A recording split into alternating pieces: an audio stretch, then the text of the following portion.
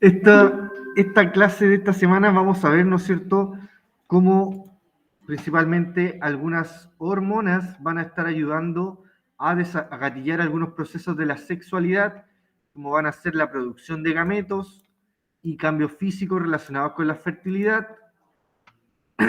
Y también, ya la clase del día jueves, vamos a estar hablando sobre el desarrollo embrionario, la concepción, el embarazo y la responsabilidad de los padres frente, ¿no es cierto?, a esta gran responsabilidad de ser padre. Entonces, partimos con el aparato reproductor masculino, ¿ya? Que vamos a estar señalando la anatomía de cada uno para después, ¿no es cierto?, centrarnos en cómo participan las hormonas en el proceso de desarrollo. Entonces, estas cosas, ¿no es cierto?, yo creo que ya la manejan bien, que son cuáles son las estructuras de cada aparato reproductor. Ya tenemos, ¿no es cierto?, las gónadas, que van a ser consideradas, ¿no es cierto?, los testículos. Vamos a tener acá el epidídimo, que es donde se almacenan los espermatozoides, los testículos, donde se producen. Después acá vamos a tener algunos conductos que permiten conducir los espermatozoides, ¿no es cierto?, que además son complementados con las vesículas seminales. Tenemos acá también la vejiga, la próstata, los canales que permiten conducir hasta la uretra y también, ¿no es cierto?, el pene, que va a permitir la conexión. ¿Qué más quería señalar? Aquí las glándulas anexas van a ser la próstata, la vesícula seminal, la vejiga, ¿ya? Así que las glándulas de Cooper también son glándulas anexas que van a ayudar, ¿no es cierto?, a complementar el semen. Ya el semen no solamente son espermatozoides, sino que también va a ser un líquido que va a tratar de evitar que los espermatozoides mueran.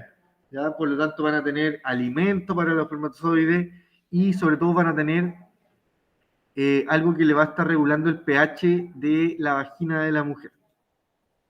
Acá tenemos cuáles son los principales estructuras, ¿no es cierto?, y su principal función del aparato reproductor masculino.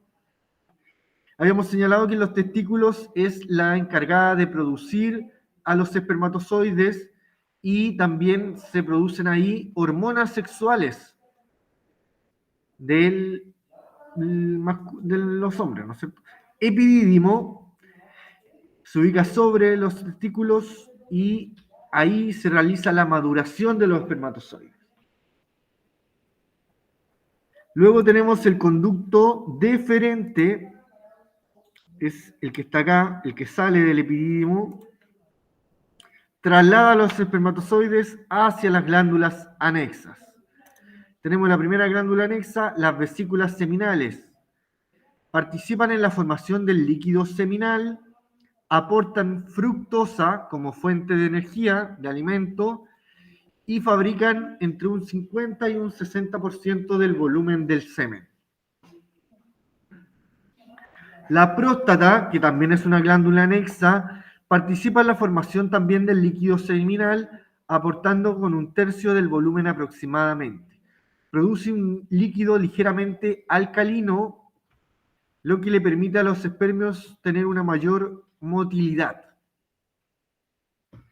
Por último tenemos a las glándulas bulbouretrales, que son las glándulas de Cooper, que participan en la formación del líquido seminal y producen el líquido llamado preseminal, el cual también es alcalino y viscoso y lubrica la uretra antes de la eyaculación, para evitar que los espermatozoides mueran por la acidez de la uretra. Y por último tenemos el pene, que es el órgano copulador, el cual es encargado de la expulsión del líquido seminal en la eyaculación.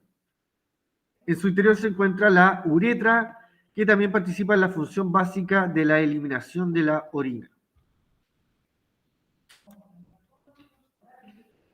Entonces, en primer lugar, ahora tenemos cómo se produce la regulación hormonal en el hombre y cómo, ¿no es cierto?, van a estar generando estos rasgos sexuales. Entonces tenemos que todo parte en el hipotálamo que genera estas hormonas que dice ahí GNRH, que son gonadotropinas, que son hormonas encargadas de poder liberar, como dice su nombre, gonadotropinas, van a liberar hormonas a las gónadas. Entonces, estas gonadotropinas estimulan la hipófisis para que la hipófisis produzca LH y FSH. ¿Qué es lo que son estas? Son hormonas, ¿ya? La LH significa luteinizante y la FSH significa folículo estimulante, ¿ya? Como lo dice su nombre, la FSH, folículo estimulante, quiere decir que va a estimular la producción del folículo. El folículo van a ser los espermatozoides y en el caso de la mujer van a ser los ovocitos. Entonces van a hacer que crezca este ovocito o este espermatozoide. Por otro lado, el LH estimula principalmente la producción de testosterona.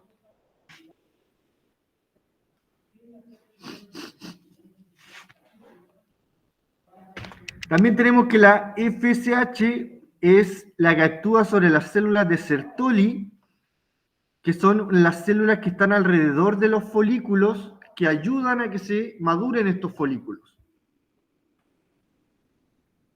¿Ya? En este caso, ayudan al desarrollo de los espermatozoides.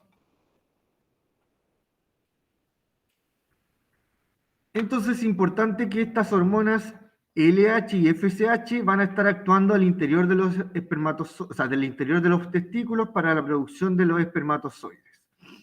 Eso, ¿no es cierto?, lo que está en línea azul está en cuando se están administrando, ¿no es cierto?, estas hormonas.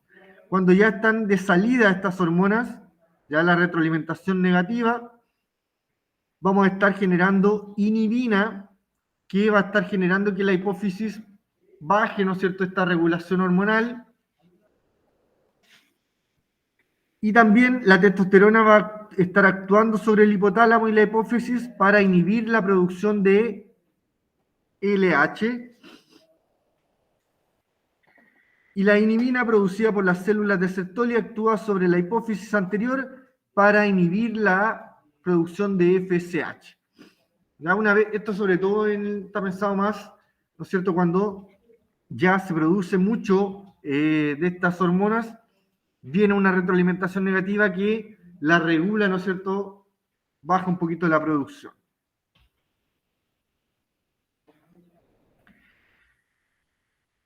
Entonces, principalmente la FSH va a ser la que va a estimular la producción y maduración de las células sexuales, ¿ya? La LH principalmente actúa en la producción de testosterona y también la LH es aquella que va a estar ayudando a que se generen los rasgos sexuales masculinos, ¿no es cierto?, como son el aumento de la musculatura, ¿no es cierto?, la aparición de vello púbico, el cambio de la voz, ¿no es cierto?, etcétera, etcétera. Como las características, ¿no es cierto?, sexuales, ya primarias y secundarias, que son las que tenemos acá.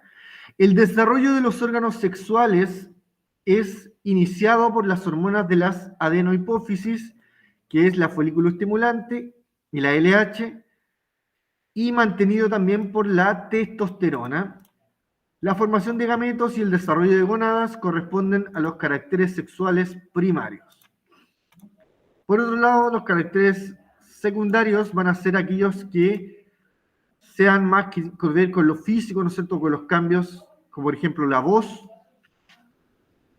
la estimulación y de la biosíntesis de proteínas, que tienen que ver con el aumento del tejido muscular, el incremento en el tamaño del esqueleto, la estimulación de las glándulas sudoríparas, sobre todo, ¿no es cierto?, tenemos que en la adolescencia genera mucha sudoración y sobreactivación de estas glándulas de la piel, y lo que genera, ¿no es cierto?, un aumento del acné en la adolescencia. Distribución característica también del pelo en el cuerpo, en zonas como la cara, la axila, el pecho y la zona púbica. Después tenemos que afeitarnos todos los días, o cada 5 días. También crecimiento de zonas sexuales como el pene y testículos. Estos últimos comienzan a producir semen y testosterona, ¿ya? Entonces, estas son las características sexuales que se desarrollan gracias a estas hormonas que vimos anteriormente, principalmente la testosterona y la LH, que va a estar generando, ¿no es cierto?, estos cambios secundarios.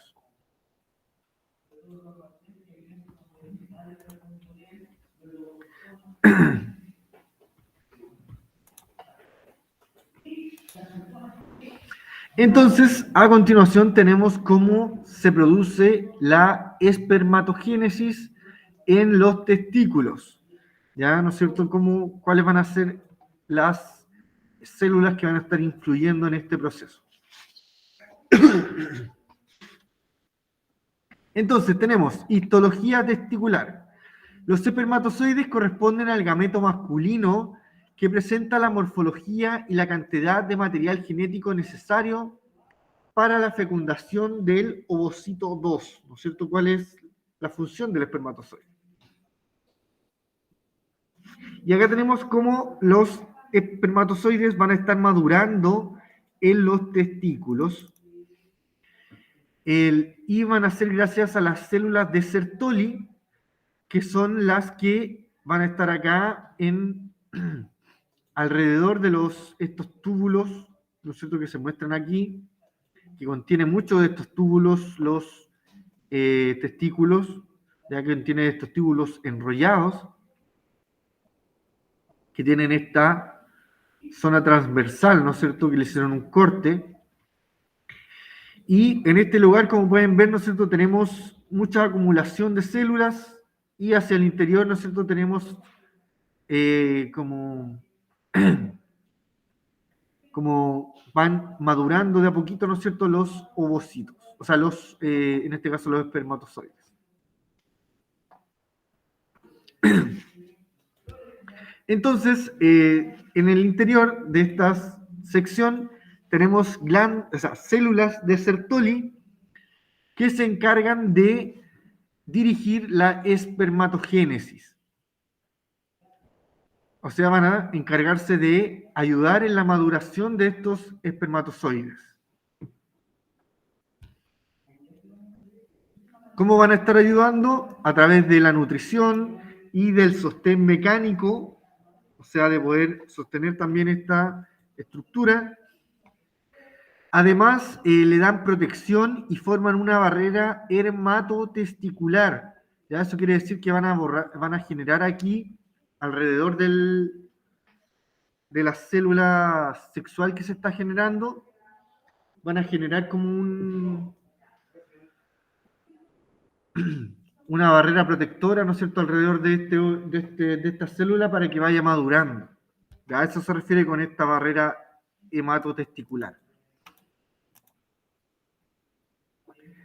Además, fagocitan el citoplasma de las espermátidas, ya van creando, ¿no es cierto?, partes de los espermatozoides más pequeños. Las espermátidas son estos espermatozoides que aún no maduran.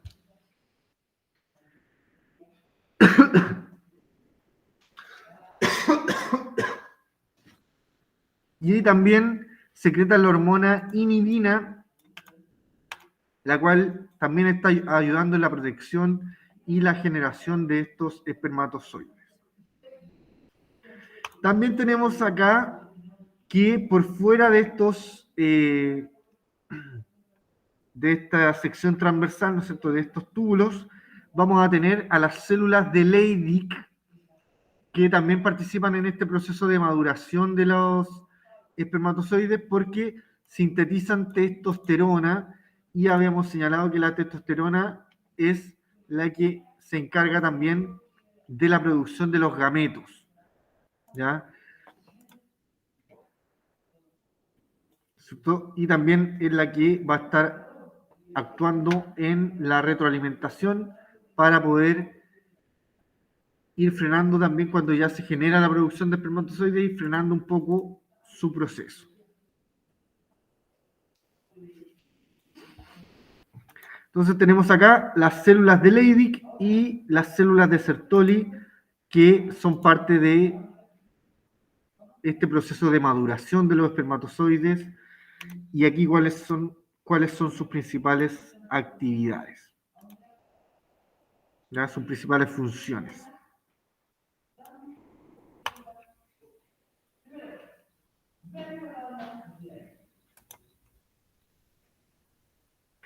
A continuación, entonces, vamos a ver el aparato reproductor femenino.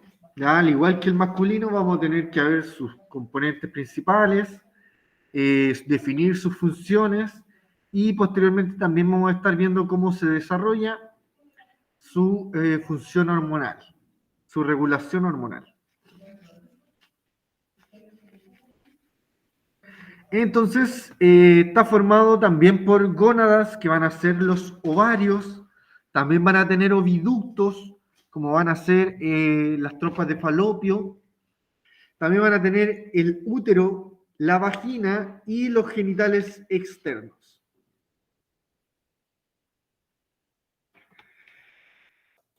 Acá tenemos algunas de sus partes, como la trompa de falopio, los ovarios, el cuello uterino, el endometrio, el ovario, la vagina, que vamos a ir viendo, ¿no es cierto?, sus partes y sus funciones a continuación.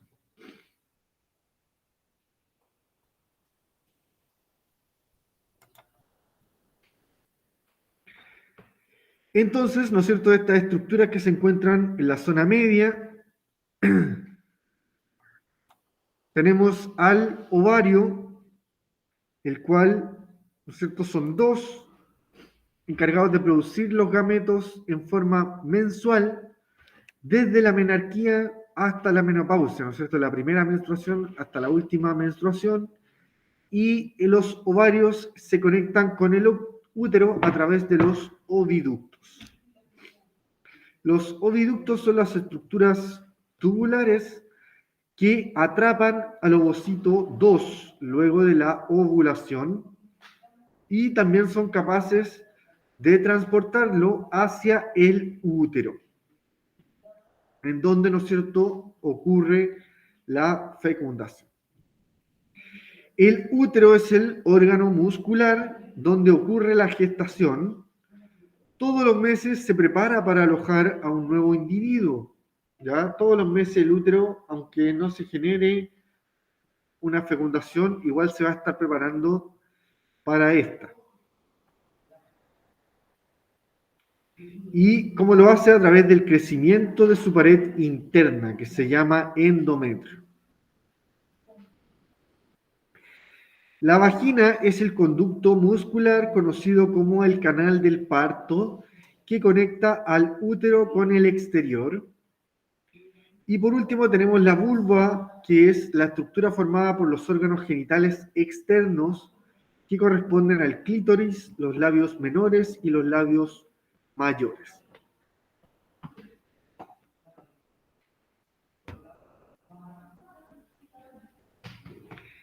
Entonces, ¿no es cierto? Partimos acá, la vulva, ¿no es cierto? La vagina, el útero, el endometrio, el oviducto, que son las trompas de falopio, y los ovarios.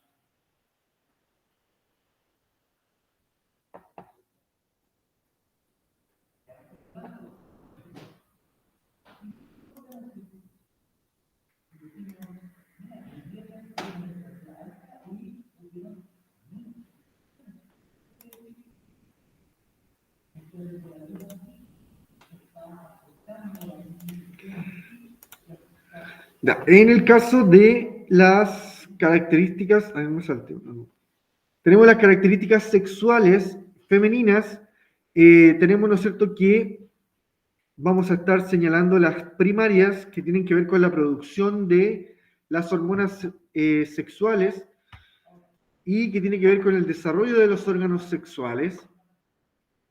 Y la segunda tiene que ver con los caracteres sexuales de las gónadas, ¿ya? Así que tenemos, o sea, no, acá tenemos las primarias, ¿no es cierto?, que tienen que ver con el desarrollo sexual de las gónadas.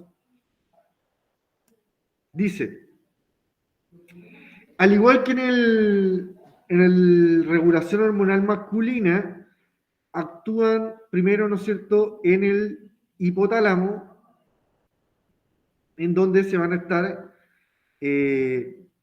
generando la liberación de las gonadotropinas. Ya, al igual que recién, ¿no es cierto?, se liberan gonadotropinas. Esas gonadotropinas actúan en la hipófisis y en la hipófisis van a producir folículo estimulante y luteinizante.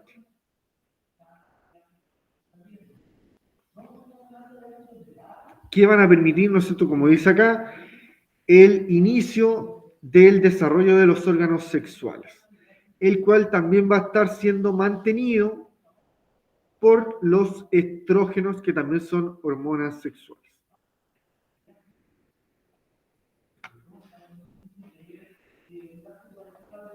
Entonces, tenemos, ¿no es cierto?, que la formación de gametos y el desarrollo de gónadas corresponden a estos caracteres sexuales primarios que van a ser generados por la folículo estimulante, luteinizante y los estrógenos, ya que van a estar actuando en los ovarios.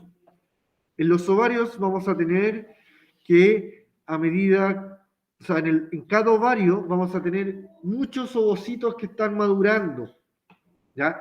Pero, ¿no es cierto?, solamente uno al mes van a tener que liberar hacia, ¿no es cierto?, la trompa de falopio para poder esperar, ¿no es cierto?, ser fecundado. Además acá, ¿no es cierto?, se generan estos estrógenos que van a mantener el desarrollo de las características sexuales, como puede ser la distribución de la grasa, el mejoramiento, ¿no es cierto?, de las glándulas mamarias, la maduración ósea. También tenemos efectos sistémicos como el metabolismo proteico, metabolismo de carbohidratos, lipídico, coagulación sanguínea, ¿ya? Y también van a estar estimulando el desarrollo del endometrio que se va a producir en el útero, ya preparándose principalmente, ¿no es cierto?, para una fecundación.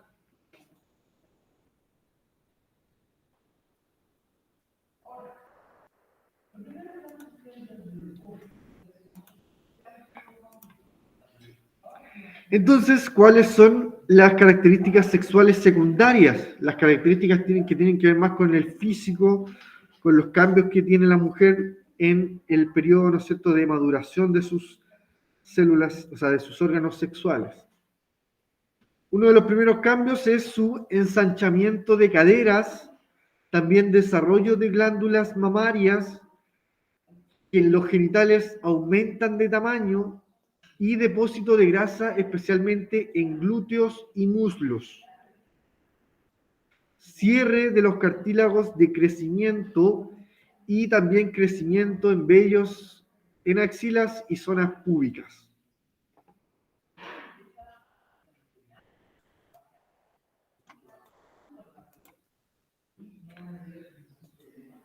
También tenemos que considerar la regulación del ciclo hormonal en el ciclo menstrual, ya como, ¿no es cierto?, se va a desarrollar el ovocito y, ¿no es cierto?, después de un mes también tiene que ser eliminado. Este ciclo comienza en la pubertad con la primera menstruación, la llamada menarquía, y dura aproximadamente hasta los 45 años con la menopausia. Entonces, ¿no es cierto?, este ciclo hormonal de la mujer, tenemos que en el hipotálamo actúan las gonadotropinas, que van a ser estas que en la hipófisis van a estar generando la hormona folículo estimulante y la hormona luteinizante. Estas actúan sobre el ovario para generar, ¿no es cierto?, la producción de los ovocitos. Además, los ovocitos producen progesterona y estrógeno que van a ser encargados de generar también estos cambios secundarios.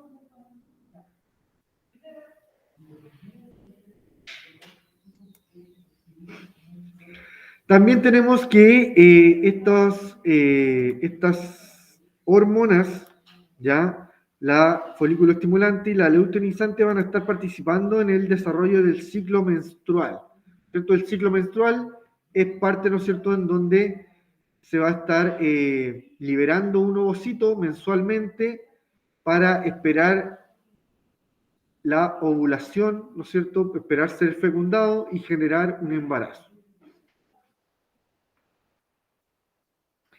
Entonces, tenemos, ¿no es cierto?, que un ciclo menstrual dura aproximadamente 28 días y tenemos, ¿no es cierto?, una fase de menstruación, una fase de aumento de estrógeno, una fase de hipersensibilidad y una fase de infecundidad.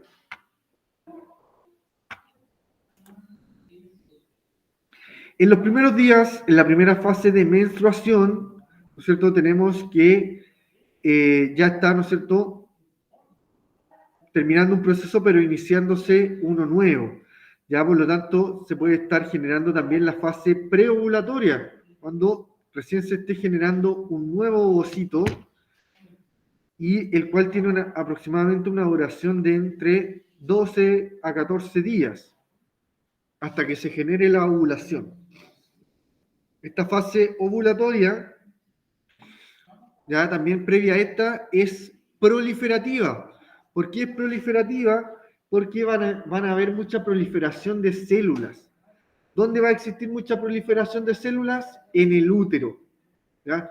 Siempre cuando esté comenzando la ovulación, ¿ya?, y cuando esté acercándose el periodo fértil, el útero se va a estar generando, como, ¿no es cierto?, un aumento de el grosor de las paredes. ¿Y cómo se genera este aumento? A través de la generación de células en ese lugar, ¿no es cierto?, en el endometrio. Todas estas células van a buscar proteger, ¿no es cierto?, en el caso de que se genere el embarazo, proteger, alimentar, ¿no es cierto? Se va a generar ahí también la placenta, que va a ayudar en la conexión entre la madre y el lactante. Entonces, tenemos ahí, ¿no es cierto?, dos posibles resultados: que sea fertilizado el óvulo o no, ¿no es cierto? Entonces, si es que no es fecundado, va a empezar una fase secretora en donde, ¿no es cierto?, el cuerpo lúteo, que va a ser el ovocito no fecundado, se va a tener que eliminar con todo el endometrio que también se generó, y eso se elimina a través de la menstruación.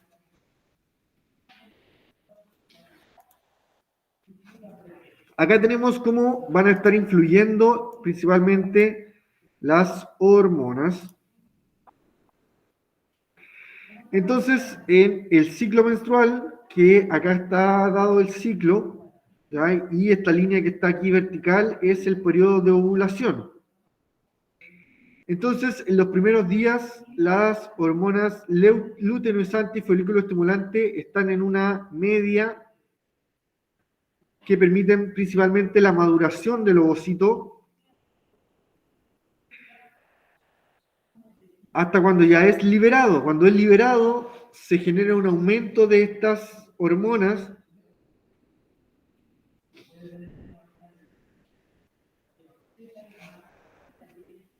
también. En la ovulación aumentan los estrógenos y también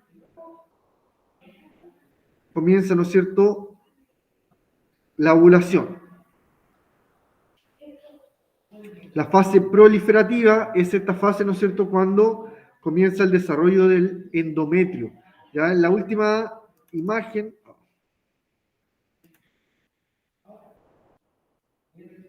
esta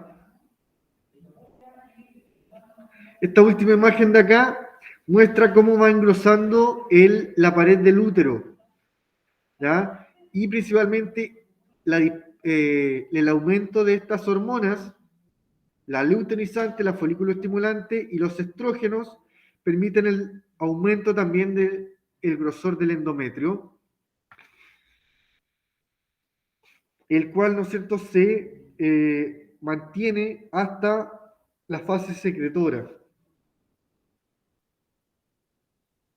¿No es cierto? Cuando ya se genere posteriormente la menstruación, esta va a bajar, o en el caso, ¿no es cierto?, de generarse un embarazo, se va a adaptar ahí para que se genere una placenta. Los cambios estructurales en los ovarios producen hormonas femeninas, como son los estrógenos y la progesterona. Estas hormonas hacen cambiar el grosor y funcionalidad del endometrio, ya que ayudan al desarrollo de este y también secretan nutrientes preparándolos para albergar al embrión, ¿no es cierto?, si es que se produce un embarazo.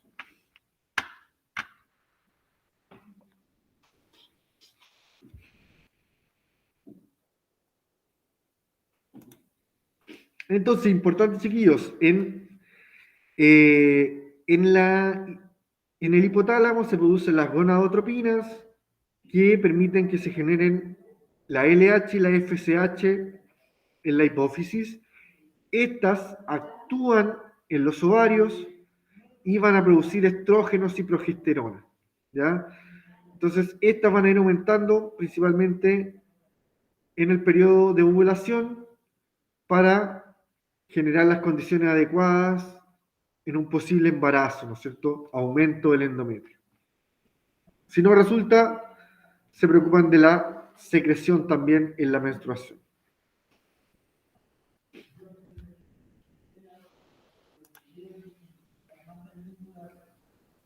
Y por último, vamos a estar viendo cómo... me quedan 2 diapositivas.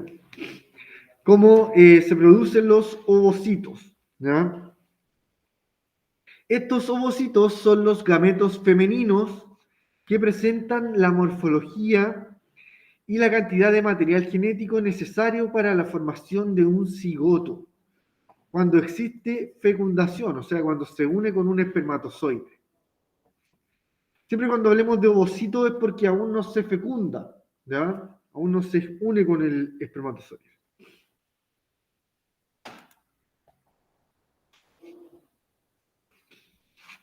El ovocito 2 es el producto de la etapa final de la gametogénesis, que es la maduración de los ovocitos, donde existe una diferencia respecto a la espermatogénesis en cuanto al número de células generada por cada ovocito 1 en el ovario. Es probable que ovule un ovocito 2 detenido en metafase 2. Ya eso quiere decir que, a diferencia de los espermatozoides, los ovocitos son menos productivos y solamente, ¿no es cierto?, se va a estar produciendo un ovocito, mientras que la espermatogénesis puede producir hasta 4, ya por división de una célula. Entonces, entre las características principales también del ovocito es que va a ser una célula de mayor tamaño en comparación con el espermatozoide, y eso es principalmente porque va a tener una mayor morfología. Ya presenta una célula, no sé, o sea, forma de célula con un citoplasma, un núcleo en donde se encuentra el material genético, tiene una corona radiada que es selectiva, que va a permitir que solo un espermatozoide ingrese, y tiene también esta membrana plasmática, y también en el interior tiene citoplasma en donde contiene nutrientes para el primer desarrollo de la unión de estas células sexuales.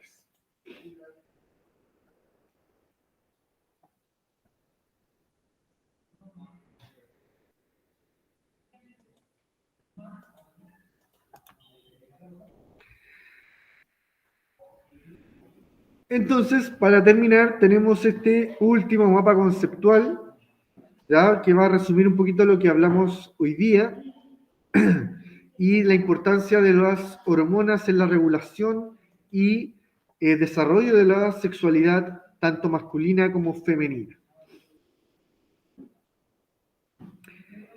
Entonces tenemos que los cambios biológicos, como la maduración del sistema reproductor, tanto masculino como femenino, son regulados por las hormonas LH y FSH. Ambas actúan en los ovarios o en los testículos. En los ovarios ayudan en la producción de estrógenos y de ovocitos, y en los testículos ayudan a producir espermatozoides y testosterona. ¿Ya? Ambos, estrógeno y testosterona, tienen que ver con los caracteres secundarios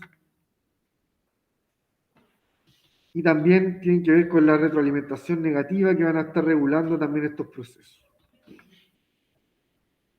Y la unión, ¿no es cierto?, de los ovocitos y los espermatozoides van a generar la fecundación, que van a permitir, ¿no es cierto?, el inicio de una nueva vida.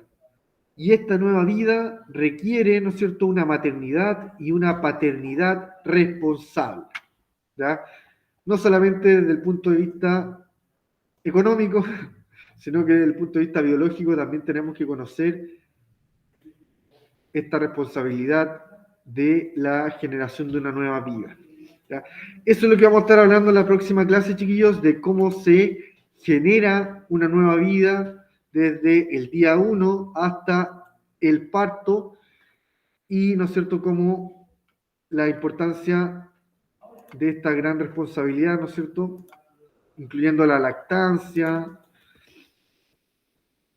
y la paternidad responsable. Y por último, les vamos a adelantar la pregunta esencial de esta semana 27, última del año y última, espero que todos puedan estarse licenciando, ¿no es cierto?, de cuarto medio, y la última de sus periodo escolar.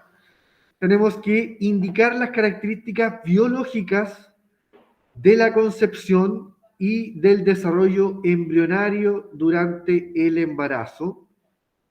Además, explicar la responsabilidad adquirida por los padres desde la concepción del nuevo ser, ¿ya? Indicar las características biológicas de la concepción y del desarrollo embrionario durante el embarazo. Ya yo creo que más la clase que del día jueves vamos a estar viendo mejor, ¿no es cierto?, esta respuesta.